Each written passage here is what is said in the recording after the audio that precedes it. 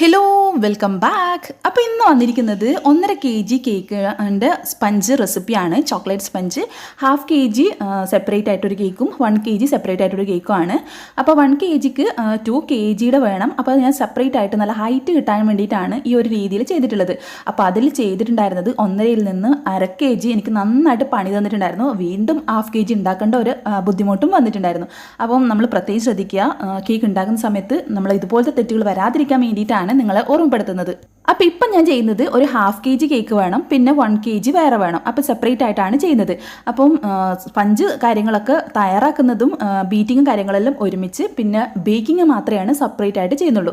അപ്പോൾ ഞാനിവിടെ 1 കപ്പ് മൈദ എടുത്തു. പിന്നെ 1/2 കപ്പിൽ 5 ടേബിൾ സ്പൂൺ കൊക്കോ പൗഡർ ചേർത്തതിന് ശേഷം ബാക്കി ഫുള്ളായിട്ട് ഫില്ല് ചെയ്യുന്ന രീതിയിൽ ബാക്കി മൈദ ചേർക്കുക. അങ്ങനെ ടോട്ടലി 1/2 കപ്പിൻ്റെ അകത്ത് 5 ടേബിൾ സ്പൂൺ കൊക്കോയും ബാക്കി മൈദയും അങ്ങനെ 1.5 കപ്പ് ചേർത്തിട്ടുണ്ട് എല്ലാം കൂടിയിട്ട്. പിന്നെ 1.5 ടീസ്പൂൺ ബേക്കിംഗ് പൗഡറും 1/2 ടീസ്പൂൺ ബേക്കിംഗ് സോഡയും ചേർത്തിട്ടുണ്ട്.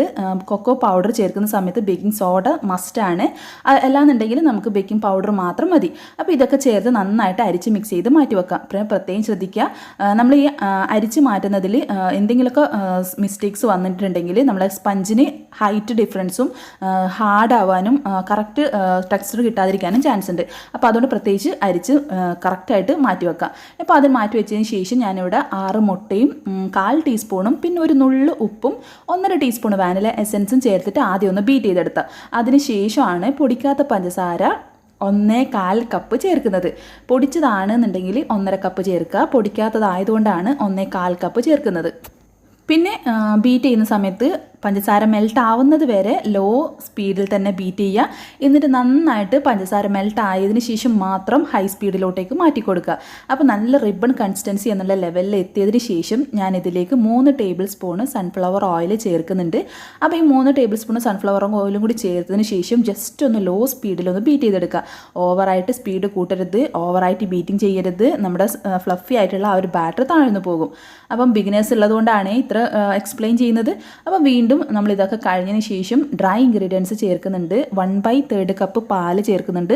റൂം ടെമ്പറേച്ചർ ആയിട്ടുള്ള പാല് തന്നെ ചേർക്കുക. പിന്നെ ബിഗിനേഴ്സ് ആണെന്നുണ്ടെങ്കിൽ ബീറ്റർ യൂസ് ചെയ്യരുത്. അപ്പോൾ ഞാൻ ആദ്യം ജസ്റ്റ് ബീറ്റർ ഓൺ ആക്കാതെയാണ് ഇങ്ങനെ ജസ്റ്റ് മിക്സ് ചെയ്ത് കൊടുക്കുന്നത്. അതെന്തിനാണെന്ന് വെച്ചാൽ നമ്മൾ പൊടി ഇട്ടപാടെ നമ്മൾ ബീറ്റ് ചെയ്യുമ്പോൾ അത് ഫുള്ളായിട്ട് സ്പ്രെഡ് ആവാൻ ചാൻസ് ഉണ്ട്. അപ്പോൾ അങ്ങനെ ആവാതിരിക്കാനാണ് ജസ്റ്റ് ഒന്ന് മിക്സ് ചെയ്തതിന് ശേഷം ബീറ്റർ ഓൺ ആക്കുന്നത്. അതും ജസ്റ്റ് ലോ സ്പീഡിലാണ് ജസ്റ്റ് മിക്സ് ചെയ്യുന്നത്. ഓവർ മിക്സിങ് പാടില്ല, നമ്മൾ ബാറ്റർ താഴ്ന്നു പോകും. അത് ബിഗിനേഴ്സ് ആണെന്നുണ്ടെങ്കിൽ സ്പാച്ചിലോ വിസ്കോ കാര്യങ്ങളോ എന്തെങ്കിലും മാത്രം വെച്ച് യൂസ് ചെയ്യുക, ഫോൾഡിങ് ചെയ്യുക. പിന്നെ കട്ട് ആൻഡ് ഫോൾഡ് മെത്തേഡിൽ തന്നെ മിക്സിങ് ചെയ്ത് കൊടുക്കുക, അല്ലാതെ കുത്തി ഇളക്കുകയും ചെയ്യരുത്. ചില കുട്ടികളും സബ്സ്ക്രൈബേഴ്സ് കമൻസൊക്കെ അയക്കുന്നുണ്ട്, നമ്മൾ ബാറ്റർ തയ്യാറാക്കുന്നത് വരെ അടിപൊളിയാണ്, മിക്സിങ് ചെയ്യുന്നത് ശേഷം ഫുള്ളായിട്ട് ബാറ്റർ താഴ്ന്നു പോകുന്നു. അപ്പോൾ അത് കുത്തി ഇളക്കുന്നത് കൊണ്ടാണ്. ഇനിതാ ഈ 1/2 kg ആണ് എനിക്ക് പണി തന്നിട്ടുണ്ടായിരുന്നത്. ഈ ഒരു 1/2 kgയുടെ 6 ഇഞ്ചിൻ്റെ ടിന്നിലും പിന്നെ 1 kg ഞാൻ ബേക്ക് ചെയ്യുന്നത് 10 ഇഞ്ചിൻ്റെ ടിന്നിലാണ്. 8 ഇഞ്ചാണ് നമ്മൾ നോർമലി എടുക്കാറ്. ഞാനിത് 2 kg കേക്കിന് വേണ്ടിയിട്ടാണ്. അപ്പോൾ 2 ടിന്നായിട്ടാണ് ഞാൻ ബേക്ക് ചെയ്തെടുക്കുന്നത്. ഫസ്റ്റ് 10 ഇഞ്ചിൻ്റെ 1 kg ആയിട്ടും പിന്നെ നെക്സ്റ്റും 10 ഇഞ്ചിൽ തന്നെ 1 kg ആയിട്ടും അങ്ങനെ 2 kg. അപ്പോൾ 4 ലെയറായിട്ട് നമുക്ക് കട്ട് ചെയ്യാൻ പറ്റും. നോർമലി നമ്മൾ ഇതേ സെയിം 10 ഇഞ്ചിൽ തന്നെ 2 kg ബാറ്റർ ഉണ്ടാക്കിയിട്ട് ഒഴിക്കുകയാണെങ്കിൽ വെറും 3 ലെയറേ കിട്ടുള്ളൂ. അപ്പോൾ ഒരു ലെയർ എക്സ്ട്രാ വരുന്ന സമയത്ത് കേക്കിന് നല്ല ഹൈറ്റും വലിപ്പവും തോന്നിക്കാൻ വേണ്ടിയിട്ടാണ് അങ്ങനെ സെപ്പറേറ്റ് ആയിട്ട് ചെയ്യുന്നത്. അപ്പോൾ ഞാനിതിവിടെ ആ 1/2 kg കേക്ക് നല്ല പണി തന്നിട്ടുണ്ടായിരുന്നു, കരിഞ്ഞു പോയിട്ടുണ്ടായിരുന്നു. ഞാൻ ശ്രദ്ധിച്ചിട്ടുണ്ടായിരുന്നില്ല, കാരണം ഓവൻ്റെ സ്പീഡ് ഞാൻ ശ്രദ്ധിച്ചിട്ടില്ല വെക്കുന്ന സമയത്ത്. അത് എൻ്റെ കൈ തട്ടിപ്പോയതാണോ എന്താണെന്ന് എനിക്കൊരു ഐഡിയ ഇല്ല. കാരണം ടൈമർ ഓഫ് ആയതിനു ശേഷം പോയി നോക്കുമ്പോഴേക്കും കേക്ക് നന്നായിട്ട് കരിഞ്ഞിട്ടുണ്ടായിരുന്നു. അപ്പോൾ ഒരു ലെയർ ഫുള്ളായിട്ട് ഞാൻ അങ്ങനെ കട്ട് ചെയ്ത് കളഞ്ഞു. അപ്പോൾ വെറും 2 ലെയർ മാത്രമേ ഉള്ളൂ. അപ്പോൾ പിന്നെ വീണ്ടും ഒരു കേക്കും കൂടെ ഉണ്ടാക്കേണ്ടി വന്നു. അപ്പോൾ ഞാൻ ഓൾറെഡി എനിക്ക് 1 kg ഒരു കേക്കും കൂടെ വേണം ആ 10 ഇഞ്ചിൻ്റെ ആക്കാൻ വേണ്ടിയിട്ട്. അപ്പോൾ ഞാൻ വിചാരിച്ചു ഏതായാലും ഈ ഒരു 1/2 kg കൂടിയും കേടായല്ലോ, അപ്പോൾ അതുകൊണ്ട് എക്സ്ട്രാ അതിൻ്റെ കൂടെ ആ 1 kgയുടെ കൂടെ തന്നെ ഈ 1/2 kgക്ക് വേണ്ടിയിട്ടുള്ള എഗ്ഗും കൂടെ ചെയ്തിട്ട് ഒന്ന് ബീറ്റ് ചെയ്തെടുക്കുന്നുണ്ട്. അപ്പോൾ അതേ സ്പഞ്ചിൻ്റെ ഇത് റെഡിയാക്കാൻ വേണ്ടിയിട്ട് ആ ഒരു ടിന്നിൻ്റെ അകത്ത് നമ്മൾ നേരത്തെ യൂസ് ചെയ്തിട്ടുള്ള അതേ ബട്ടർ പേപ്പർ തന്നെയാണ്, അതൊന്ന് തിരിച്ചിട്ടിട്ടാണ് ബേക്ക് ചെയ്തെടുക്കുന്നത്. അറ്റ് ദ ടൈം നമ്മൾ ആ ടൈമിൽ തന്നെയാണ് ബേക്കിംഗ് ചെയ്യുന്നതെങ്കിൽ സെയിം ബട്ടർ പേപ്പർ തന്നെയാണ് ഞാൻ തിരിച്ച് വെക്കാറുള്ളത്. അപ്പോൾ ഈ ഒരു ഹാഫ് kg കേക്കിൻ്റെ ആ ഒരു ബട്ടർ പേപ്പർ ചെറുതായിട്ട് കരിഞ്ഞിട്ടുണ്ടെങ്കിലും അത് നമ്മൾ കേക്കുമായിട്ട് യാതൊരു പ്രശ്നവുമില്ല. കാരണം ഞാനത് തിരിച്ച് വെച്ചിട്ടുള്ളത് കൊണ്ട് അതിൻ്റെ കുഴപ്പമൊന്നും വരാൻ ചാൻസ് ഇല്ല. അതുകൊണ്ട് ഞാൻ ഇത് നന്നായിട്ട് എയർ ബബിൾസ് ഒക്കെ കളഞ്ഞിട്ട് നന്നായിട്ട് ടാപ്പ് ചെയ്തിട്ട് ബേക്കാൻ വേണ്ടി വെച്ചിട്ടുണ്ട്. അപ്പോൾ അതേ ലാസ്റ്റ് നമ്മൾ അതിൻ്റെ ഉള്ളിലേക്കുള്ള ഫില്ലിങ്സ് ആയിട്ട് ഞാനിവിടെ ബ്ലാക്ക് ഫോറസ്റ്റ് ആണ്, 2 kg ബ്ലാക്ക് ഫോറസ്റ്റും ഹാഫ് kg ബ്ലാക്ക് ഫോറസ്റ്റും ആണ്. അപ്പോൾ അതിനുള്ള ചോക്ലേറ്റ്സ് ഒക്കെ ഗ്രേറ്റ് ചെയ്തെടുക്കുന്നുണ്ട്. അപ്പോൾ കുറേ പേര് ചോദിക്കാറുണ്ട്, ബിഗിനേഴ്സ് ആയിരിക്കും ചോദിക്കുന്നത്, എങ്ങനെയാണ് ഗ്രേറ്റ് ചെയ്യലാണോ കട്ട് ചെയ്യലാണോ അല്ല ഇതെങ്ങനെയാണ് ഉള്ളിലേക്കുള്ള ഫില്ലിങ്സിന് കൊടുക്കാറുള്ളതെന്ന്. ഞാൻ ഇതുപോലെ ഗ്രേറ്ററിൽ കട്ട് ചെയ്യും. എല്ലാന്നുണ്ടെങ്കിൽ കത്തി കൊണ്ട് ചെറുതായിട്ട് കട്ട് ചെയ്തിട്ട് ഒന്ന് ഫ്രീസറിൽ വെച്ച് നന്നായിട്ട് അത് കട്ടയാക്കും. എന്നതിന് ശേഷം മാത്രമേ കേക്കിലേക്ക് ചേർക്കാറുള്ളൂ. അപ്പോൾ നമ്മൾ ചോക്ലേറ്റ് ഗ്രേറ്റ് ചെയ്ത് വെച്ചു, ചെറീസ് കട്ട് ചെയ്തു, ക്രീം ഇവിടെ ബീറ്റ് ചെയ്ത് കറക്റ്റ് ചെയ്ത് വെച്ചു. ഞാനിവിടെ 2 കപ്പിനടുപ്പിച്ച് ക്രീം ബീറ്റ് ചെയ്തെടുത്തിട്ടുണ്ട്. പിന്നെ ഷുഗർ സിറപ്പിന് പകരം നോർമലി നമ്മൾ ഷുഗർ സിറപ്പാണ് വെള്ളവും പഞ്ചസാരയും മാത്രമേ ചേർക്കാറുള്ളൂ. പക്ഷേ ഇത് നമ്മുടെ കസിന് വേണ്ടിയിട്ടും പിന്നെ എൻ്റെ അയൽവാസിക്ക് വേണ്ടിയിട്ടും ആയതുകൊണ്ട് തന്നെ ഒന്ന് സ്പെഷ്യൽ ആക്കിയിട്ടാണ് നമ്മൾ ഈ ഒരു സിറപ്പ് ചെയ്തിട്ടുള്ളത്. ഹാഫ് കപ്പ് പാലും ബാക്കി 1 കപ്പ് വെള്ളവും ചേർത്തിട്ട് അതിലേക്ക് പഞ്ചസാരയും പിന്നെ മിൽക്ക് മേഡും കൂടെ ചേർത്തിട്ടാണ് നമ്മൾ ഈ ഒരു സിറപ്പ് തയ്യാറാക്കിയിട്ടുള്ളത്. എക്സ്ട്രാ ഒരു ടേസ്റ്റ് കിട്ടാൻ വേണ്ടിയിട്ടാണ് ഇങ്ങനെ ചെയ്തിട്ടുള്ളത്. അപ്പോൾ ഈ ഒരു ടേസ്റ്റ് എന്ന് പറഞ്ഞാൽ നോർമലി സിറപ്പ് ചെയ്യുന്നതിനേക്കാൾ ബ്ലാക്ക് ഫോറസ്റ്റിന് കുറച്ചുകൂടെ റിച്ച്നെസ് തോന്നും, റിച്ച് ടേസ്റ്റും ആയിരിക്കും. അപ്പോൾ നമ്മളിവിടെ ഫസ്റ്റ് ലെയർ വെച്ചു, നേരത്തെ മിൽക്ക് സിറപ്പ് വെച്ച് വെറ്റ് ചെയ്തു, പിന്നെ ചെറീസ് ചെറുതായിട്ട് കട്ട് ചെയ്തതും കൂടെ ചേർത്തു. ചെറീസ് മാക്സിമം ചെറുതായിട്ട് കട്ട് ചെയ്യാൻ ശ്രദ്ധിക്കുക. ഞാൻ ഇവിടെ നൈസായിട്ടാണ് കട്ട് ചെയ്തിട്ടുള്ളത്. ഓവർ വലിപ്പമാകുന്ന സമയത്ത് കഴിക്കുന്ന സമയത്ത് ഒരു രസം ഉണ്ടാവില്ല. അപ്പോൾ അതിന് മുകളിലേക്ക് നമ്മൾ നേരത്തെ ഗ്രേറ്റ് ചെയ്ത് വെച്ചിട്ട് ഫ്രിഡ്ജിൽ വെച്ചിട്ടുണ്ടായിരുന്ന ചോക്ലേറ്റും ചേർത്തു. എന്നിട്ട് രണ്ടാമത്തെ ലെയർ വെക്കുക, സിറപ്പ് വെച്ച് വെറ്റ് ചെയ്യുക, ക്രീം സ്പ്രെഡ് ചെയ്യുക, സെയിം നേരത്തെ ചെയ്തതുപോലെ തന്നെ ഉള്ളിൽ ഫില്ലിങ്സും കാര്യങ്ങളൊക്കെ കൊടുക്കുക. മൂന്നാമത്തെ ലെയറും നന്നായിട്ട് വെറ്റ് ചെയ്ത് കൊടുക്കുക. മൂന്നാമത്തെ ലെയർ എന്ന് പറയുന്നത് നമ്മൾ കേക്കിൻ്റെ ടിന്നിൻ്റെ അടിഭാഗത്ത് വരുന്ന ഭാഗമാണ്. അപ്പോൾ അത് നന്നായിട്ട് വെറ്റ് ചെയ്ത് കൊടുക്കണം. അത് കുറച്ച് ഹാർഡായിട്ടാണ് ഉണ്ടാവുക എപ്പോഴും. അപ്പോൾ അതുകൊണ്ട് കുറച്ചും കൂടെ താഴത്തേതിന് ചെയ്തതിനേക്കാൾ കുറച്ചും കൂടെ എക്സ്ട്രാ സിറപ്പ് വേണ്ടി വരും. അപ്പോൾ ഇത് ഏകദേശം ഫില്ലിങ്സും കാര്യങ്ങളൊക്കെ ആയി ക്രം കോട്ടിങ് ചെയ്യുകയാണ്. ഇതുപോലെ ക്രം കോട്ട് ചെയ്ത് ഒരു 10-15 മിനിറ്റ് ഫ്രിഡ്ജിൽ വെച്ചിട്ട് രണ്ടാമത്തെ ഐസിങ് ചെയ്യുന്നതാണ് ഏറ്റവും ബെറ്റർ. അപ്പോൾ അതൊക്കെ ചെയ്തതിന് ശേഷം ഫുള്ളായിട്ട് ക്ലീൻ ചെയ്തു. അല്ലാന്നുണ്ടെങ്കിൽ വേഗം ഉറുമ്പ് കയറും. അപ്പോൾ എല്ലായിടത്തും തെറിച്ചതും എല്ലായിടത്തും ക്ലീൻ ചെയ്ത് ഫുള്ളായിട്ട് തുടച്ച് വൃത്തിയാക്കിയതിന് ശേഷമാണ് വീണ്ടും നമ്മൾ ബീറ്റ് ചെയ്യാൻ നോക്കുന്നത്. അപ്പോഴേക്ക് ഇത് രാത്രി 1:30 മണിയായി.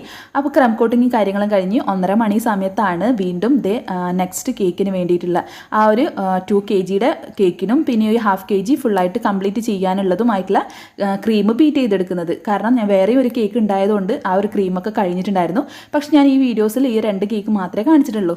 അപ്പോൾ ക്ലീനിങ്ങും കാര്യങ്ങളൊക്കെ കഴിഞ്ഞു. പിന്നെ കുറച്ച് പാത്രങ്ങൾ അധികം കഴുകാനുണ്ടായിരുന്നു. കാരണം എല്ലാ കേക്കും കൂടി ഒരുമിച്ചാകുന്ന സമയത്ത് നമുക്ക് എന്തായാലും അറിയാലോ, ബിഗിനേഴ്സ് ആണെങ്കിലും ഇനിയിപ്പോൾ കേക്ക് ഉണ്ടാക്കുന്ന നോർമലി നമ്മളെ വീട്ടിൽ നിന്ന് ഉണ്ടാക്കി കഴിക്കുന്ന ആൾക്കാർക്കായാലും ഒരു കേക്ക് ഉണ്ടാക്കുക എന്ന് പറഞ്ഞാൽ അത്യാവശ്യം പണികളുണ്ട് പാത്രങ്ങൾ കഴുകുക എന്ന് പറയുന്നത്.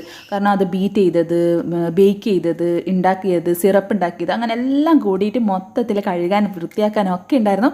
അപ്പോൾ ഇതൊക്കെ ക്ലീൻ ചെയ്ത് റെഡിയാക്കി. പിന്നെ നമ്മൾ എഗ്ഗ് വാങ്ങുന്നതിൻ്റെ ആ ഒരു പുല്ലാണ് അത് ഞാൻ അടുപ്പിൽ കത്തിക്കാൻ വേണ്ടിയിട്ട് അത് ഉള്ളിലോട്ടേക്ക് ആക്കി കൊടുത്തു.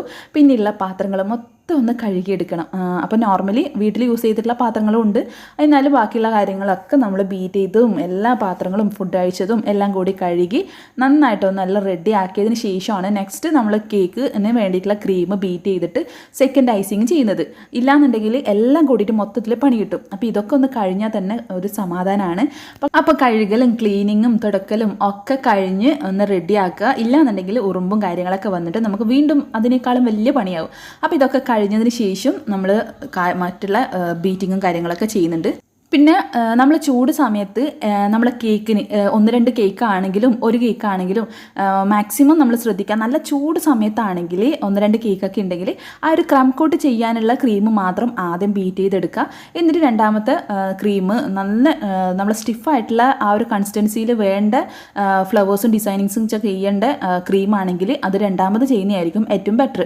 ഇല്ലാന്നുണ്ടെങ്കിൽ മൊത്തത്തിൽ ബീറ്റ് ചെയ്തിട്ട് കുറച്ചെടുത്തിട്ട് ആദ്യം തന്നെ ആ ബീറ്റിംഗ് ചെയ്ത പാട് തന്നെ കുറച്ച് കുറച്ചെടുത്തിട്ട് സെപ്പറേറ്റ് ആയിട്ട് ഫ്രിഡ്ജിൽ വെക്കുക. ബാക്കി കുറച്ചെടുത്തിട്ട് നമ്മൾ ഐസിങ്ങും കാര്യങ്ങളൊക്കെ ചെയ്തെടുക്കുക. ഇല്ലാന്നുണ്ടെങ്കിൽ നമ്മുടെ ഐസിങ് ഡിസൈനിങ്ങിൻ്റെ ഭാഗത്തുമ്പോഴേക്ക് നമ്മൾ ക്രീം നന്നായിട്ട് മെൽറ്റായി പോകാൻ ചാൻസ് ഉണ്ട്. അപ്പോൾ കുറേ കമൻസും ഇൻസ്റ്റയിലൊക്കെ മെസ്സേജസൊക്കെ വരുന്നത് ക്രീം ഫ്ലവേഴ്സൊക്കെ വരക്കുന്ന സമയമാകുമ്പോഴേക്ക് ഷാർപ്പ് എഡ്ജ് ആക്കുന്ന ടൈം ആകുമ്പോഴേക്ക് ക്രീം വല്ലാതെ മെൽറ്റായി പോകുന്നു, ലൂസായിട്ട് ഒലിച്ചു പോകുന്നു എന്നൊക്കെയാണ് പറയുന്നത്. അപ്പോൾ അങ്ങനെ വരാതിരിക്കാൻ ചൂട് സമയമാണെങ്കിൽ മാക്സിമം ശ്രദ്ധിക്കുക. കറക്റ്റായിട്ടുള്ള കൺസിസ്റ്റൻസിയിൽ തന്നെ ബീറ്റ് ചെയ്തെടുക്കുക. എന്നിട്ട് അത് ഫ്രിഡ്ജിൽ വെക്കുക. കുറച്ച് മാത്രം എടുത്തിട്ട് ബാക്കി ഫ്രിഡ്ജിൽ വെക്കുക. അത് പ്രത്യേകം ശ്രദ്ധിച്ചേക്കുക കേട്ടോ. അപ്പോൾ നമ്മുടെ ഷാർപ്പ് എഡ്ജ് വരുത്തിയതിന് ശേഷം റോയൽ ബ്ലൂ എന്ന് പറയുന്ന ആ ഒരു ബ്ലൂ ആണ് യൂസ് ചെയ്തിട്ടുള്ളത്. എന്നിട്ട് പാലറ്റ് നൈഫിൽ 1-2 ഡ്രോപ്പ് ചേർത്തതിന് ശേഷം ജസ്റ്റ് ഇതുപോലെ അവിടെ ഇവിടെയൊക്കെ ആയിട്ട് ഒന്ന് ടച്ച് ചെയ്ത് കൊടുക്കുക. എന്നിട്ട് അത് മൊത്തത്തിലൊന്ന് സ്ക്രേപ്പ് ചെയ്ത് ലെവൽ ചെയ്തെടുക്കുക. അപ്പോൾ അങ്ങനെ ഡബിൾ ഷെയ്ഡ് കളറായിട്ടാണ് വരുന്നത്. അപ്പോൾ ഞാൻ ഇവിടെ താഴെ അവിടെ ഇവിടെയൊക്കെ ആയിട്ടും പിന്നെ മുകളിൽ സെൻറ്ററിൽ മാത്രമായിട്ടാണ് ചെയ്തിട്ടുള്ളത്. പിന്നെ ചെറിയ പാലറ്റ് നൈഫ് വെച്ചിട്ട് ആ ഒരു സെൻറ്ററിൽ നിന്ന് തൊട്ടിട്ട് ബാക്കിലോട്ടേക്ക് പുറത്തോട്ടേക്ക് ചെയ്യുമ്പോൾ ആ ഒരു ബ്ലൂ കളറ് നടുക്ക് ഡാർക്കും ബാക്കിയുള്ള ഭാഗത്തൊക്കെ ലൈറ്റ് കളറും ആയിട്ട് വരും. അപ്പോൾ ഈ ഒരു രീതിയിലാണ് മുകളിൽ പാലറ്റ് നൈഫ് ഡിസൈനും സൈഡിൽ ഫുള്ളായിട്ട് സ്ക്രേപ്പ് ചെയ്തിട്ട് ലെവൽ ചെയ്തിട്ട് ആ ഒരു മുകൾ ഭാഗത്ത് ഇങ്ങനെ നമ്മളെ ക്രീം ഇങ്ങനെ പൊങ്ങി നിൽക്കുന്ന ആ ഒരു ഷേപ്പിലാണ് കൊടുത്തിട്ടുള്ളത്. അപ്പോൾ സിമ്പിളായിട്ടുള്ള ഡെക്കറേഷനാണ്. നമ്മൾ ബിഗിനേഴ്സിന് പോലും നമ്മുടെ കുട്ടി സബ്സ്ക്രൈബേഴ്സിന് പോലും ഈസി ആയിട്ട് ചെയ്യാൻ പറ്റുന്ന ഡിസൈനാണ്. നല്ല സിമ്പിളായിട്ട് നല്ല എലിഗൻറ്റ് ലുക്ക് കൊടുക്കുന്ന രീതിയിലാണ് ചെയ്തിട്ടുള്ളത്. അപ്പോൾ വൈറ്റിന് ഞാനിവിടെ സിൽവർ ഷീറ്റാണ് യൂസ് ചെയ്തിട്ടുള്ളത്. ആ ഒരു ഗോൾഡൻ ഷീറ്റ് ഉണ്ട്, സിൽവർ ഉണ്ട്, അങ്ങനെ പല ഷെയ്ഡ്സിലും ഈ ഒരു ഷീറ്റ്സ് കിട്ടും. ഇത് എഡിബിളാണ്, പേടിക്കാനില്ല. ജസ്റ്റ് വലിയ വലിയ പീസായിട്ടാണ് ഉണ്ടാവുക. അത് ചെറുതായിട്ടൊന്ന് കട്ട് ചെയ്തിട്ട് നമ്മുടെ ഐഡിയക്ക് അനുസരിച്ച് വെക്കുക. ഞാനിവിടെ ഓരോ സ്ഥലത്ത് ഇങ്ങനെ ഒരുപോലെ നിൽക്കുന്ന രീതിയിൽ ചെയ്തിട്ടുണ്ട്. പിന്നെ അവിടെ ഇവിടെയൊക്കെ ആയിട്ട് വൈറ്റ് പേൾസാണ്, ചെറിയ വൈറ്റ് പേൾസ് ഇട്ട് കൊടുത്തിട്ടുണ്ട്. പിന്നെ അതിൻ്റെ സൈഡിലോട്ടായിട്ട് ഗോൾഡൻ സ്റ്റാർ ഉള്ള ഇതാണ് കൊടുത്തിട്ടുള്ളത്. സ്റ്റാറിൻ്റെ ബീഡ്സ് ആണ്. സിമ്പിളായിട്ട് ഡെക്കറേഷനാണ്, ഫ്ലവേഴ്സോ കാര്യങ്ങളോ ഒന്നുമില്ല. അതുകൊണ്ടാണ് ഞാൻ ഇവിടെ ഗോൾഡൻ ബീഡ്സ് കൊടുത്തിട്ടുള്ളത്. അപ്പോൾ സ്റ്റാറാണ്, പിന്നെ ഹേർട്ട് ഷേപ്പ് ഉണ്ട്, പല ടൈപ്പിൽ നമുക്ക് പല ബീഡ്സ് ഇപ്പം കിട്ടുന്നുണ്ട്. അപ്പോൾ ഈ ഒരു രീതിയിൽ ചെയ്തതിന് ശേഷം സൈഡിലും കുറച്ച് വൈറ്റ് പേൾസ് വിതറി കൊടുക്കുന്നുണ്ട്. അപ്പോൾ നമ്മുടെ സിമ്പിളായിട്ടുള്ള കേക്ക് ഡെക്കറേഷനും കാര്യങ്ങളൊക്കെ നിങ്ങൾക്ക് ഇഷ്ടപ്പെട്ടു എന്ന് വിചാരിക്കുന്നു. അപ്പോൾ നിങ്ങൾക്ക് ഇഷ്ടപ്പെട്ടില്ലെങ്കിൽ ലൈക്ക് ചെയ്യാൻ മറക്കരുത്. അപ്പോൾ ഇതാണ് നമ്മുടെ ഫോട്ടോഷൂട്ടും കാര്യങ്ങളൊക്കെ, ഗ്രീൻ എഫക്റ്റും വൈറ്റ് ബാക്ക്ഗ്രൗണ്ടും കാര്യങ്ങളൊക്കെ. അപ്പോൾ ഞാൻ ഇന്നലത്തെ ഒരു വീഡിയോസിലും കൂടി ഒരു കമൻറ്റ് കണ്ടിട്ടുണ്ടായിരുന്നു, ബാക്ക്ഗ്രൗണ്ട് എങ്ങനെയാണ് വാങ്ങിയത്, എവിടെ നിന്നാണ് വാങ്ങിയത്. ഞാൻ ഫ്ലിപ്കാർട്ടിൽ നിന്നാണ് ബാക്ക്ഗ്രൗണ്ട് സെറ്റ് ചെയ്യാൻ വേണ്ടിയിട്ടുള്ളത് വാങ്ങിയിട്ടുണ്ടായിരുന്നത്. അതിൻ്റെ കറക്റ്റ് റേറ്റ് എനിക്ക് ഓർമ്മയില്ല. ഞാൻ അതിൻ്റെ ഒരു വീഡിയോ പോസ്റ്റ് ചെയ്തിട്ടുണ്ടായിരുന്നു. ഫ്ലിപ്കാർട്ടിൽ നിന്ന് ഒരുപാട് സാധനങ്ങൾ ഞാൻ വാങ്ങിയതിൻ്റെ അതിൻ്റെ റേറ്റും അതിൻ്റെ കാര്യങ്ങളും മൊത്തത്തിൽ ഡീറ്റെയിൽ ആയിട്ടുള്ള ഒരു വീഡിയോ ഇട്ടിട്ടുണ്ടായിരുന്നു.